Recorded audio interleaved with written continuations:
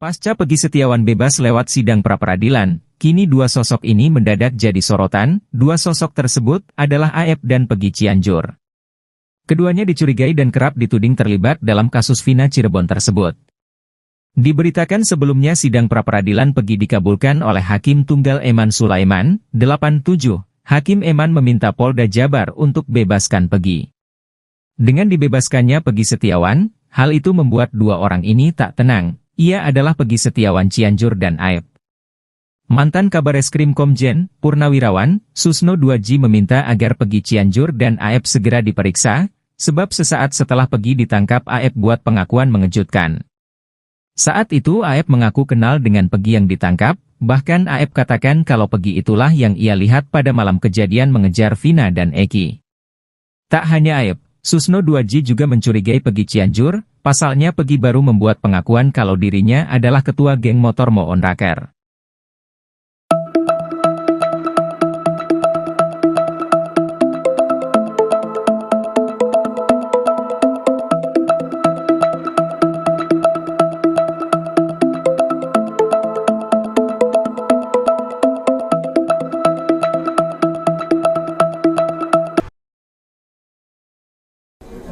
Ada perlakuan yang ini nggak kasar-kasar apa?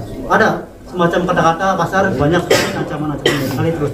Peggy Setiawan mengungkap perlakuan kasar hingga pemukulan yang dilakukan oleh polisi setelah ia ditangkap. Hal itu diungkapkan Peggy Setiawan dalam jumpa pers, Senin, 8 Juli 2024, malam. Peggy Setiawan menyebut polisi yang memukulnya adalah penguasa gedung. Saat penangkapan pada 21 Mei 2024 silam, Peggy mengaku tidak ada pemukulan terhadapnya. Tetapi, perlakuan kasar hingga pemukulan diterimanya setelah ditangkap. Ada perlakuan kasar, semacam kata-kata kasar, banyak sekali ancaman-ancaman. Selain itu saya pernah dipukul di bagian mata sini kanan, ungkap Peggy, dikutip YouTube pengacara Tony. Selain tidak menjelaskan ancaman seperti apa yang diterimanya, Peggy juga tidak menyebut siapa sosok polisi yang memukulnya saat itu. Itu salah satu yang penguasa gedung itu. Bukan tahanan. Yang itu, yang dipenyidik, polisi, bebernya. Polisi, kata Peggy, bilang dirinya adalah pembunuh dan tidak punya hati nurani. Saya tidak menjawab karena saya merasa tidak bersalah. Saya hanya bisa pasrah, di situ tidak bisa tidur 2 malam, ujarnya. Ya selain itu saya pernah dipukul, bagian mata sini, Mas Andan pernah lihat, Ibu Yanti pernah lihat. Dipukul sama siapa? Salah satu yang apa, penguasa gedung itu, sepertinya gitu. Penguasa, Ya. tahanan. Bukan, yang itu. Peggy Setiawan dinyatakan bebas sebagai tersangka dari kasus kematian Vina dan Eki di Cirebon pada tahun 2016. Peggy Setiawan resmi bebas sekitar pukul 21.39 WIB dari ruang tahanan Direktorat Perawatan Tahanan dan Barang Bukti, Ditahti, Polda Jabar. Usai dinyatakan bebas, Peggy Setiawan membeberkan kesaksiannya saat ia masih di penjara, Senin, 8 Juli 2024. Selama berada di penjara sejak awal ditahan, dia mengakui menerima perlakuan baik dan buruk. Dia juga mengungkapkan bahwa banyak pihak yang membantunya selama masa penahanan, seperti yang dilaporkan oleh YouTube TV One. Peggy juga berbagi pengalaman mengenai momen kebersamaan dengan sesama tahanan, termasuk saat beribadah bersama. Peggy juga mengatakan bahwa dia diperlakukan dengan tidak adil oleh pihak berwenang. Insiden ini dimulai saat dia ditangkap pada malam hari tanggal 21 Mei 2024 di Bandung. Kemudian, setelah kembali ke rumah majikan, beberapa waktu kemudian dia digerebek dan ditangkap oleh sejumlah orang. Saat penangkapan itu, Peggy didakwa melakukan pembunuhan. Dia mengakui bahwa selama penangkapan tidak ada pemukulan atau penyiksaan yang dialaminya.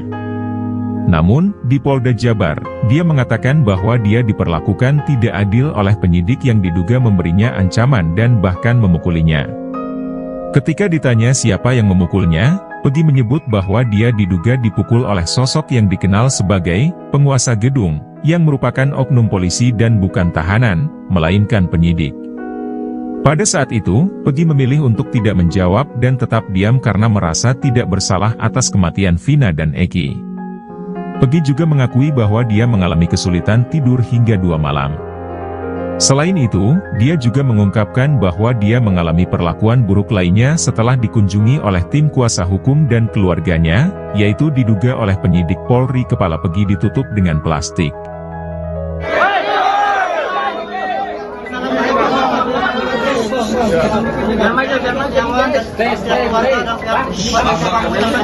Terima kasih banyak pada seluruh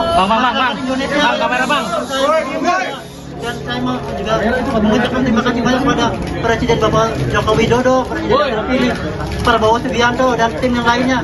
Dan saya juga mengucapkan pada seluruh netizen Indonesia yang sudah mau mendukung saya dan mau mendoakan semua saya. Dan saya mau juga mengucapkan sama wartawan di seluruh Indonesia yang ada itu sempat dari penyidik itu yang masukin saya kresek ke muka saya hampir cuman nggak lama, cuman itu kan. Peggy Setiawan mengungkap sejumlah kejadian yang dialaminya selama ditahan. Peggy Setiawan awalnya menceritakan saat proses penangkapannya saat berada di Bandung, Jawa Barat. Saya lagi di rumah bos saya. Saya lagi bincang-bincang dengan bos, tidak lama kemudian langsung digerebek, ucapnya dikutip dari YouTube pengacara Tony, Selasa, 9 Juli 2024.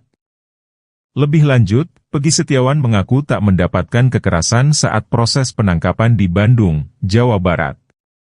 Hanya saja, kata Peggy Setiawan saat di Polda Jawa Barat, dia mengaku mendapatkan perlakuan kasar dari lontaran kata-kata makian hingga dipukul. Tak hanya itu, hal lain yang tak bisa dilupakan Peggy Setiawan adalah ketika kepalanya dimasukkan kantong plastik. Saya sempat mendapat perlakuan lain, kepala saya dimasukin kantong kresek. Tapi tidak lama, saya berontak dan dibuka lagi, ungkapnya. Sementara itu, Peggy Setiawan mengaku psikisnya terganggu saat penyidik terus menyebut bahwa dia adalah sosok perong. Imbasnya, Peggy Setiawan tak bisa tidur selama 2 hari. Ada itu sempat dari penyidik itu yang masukin saya kresek ke muka saya hampir cuman nggak lama, cuman itu kan saya nggak bisa napas tuh, saya bisa berontak, tapi ya mereka nggak lama, terus mereka buka lagi.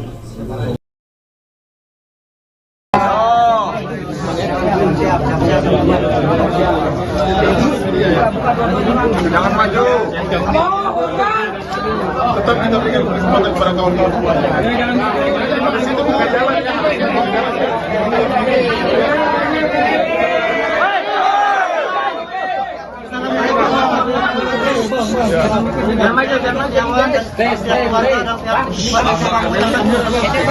banyak pada seluruh Indonesia. Dan saya mau juga mengucapkan terima kasih banyak pada Presiden Bapak Joko Widodo, Presiden terpilih Prabowo Subianto dan tim yang lainnya. Dan saya juga mengucapkan pada seluruh netizen Indonesia yang sudah mau mendukung saya dan mau mendoakan semua saya. Dan saya mau juga mengucapkan sama wartawan di seluruh Indonesia yang sudah mau mendukung saya dan sudah mau mensupport saya, mau ngasih doa buat saya. Dan saya juga mengucapkan kepada seluruh tim kuasa hukum saya yang selama ini sudah mendukung saya, sudah membela saya dan sudah mati-matian buat saya.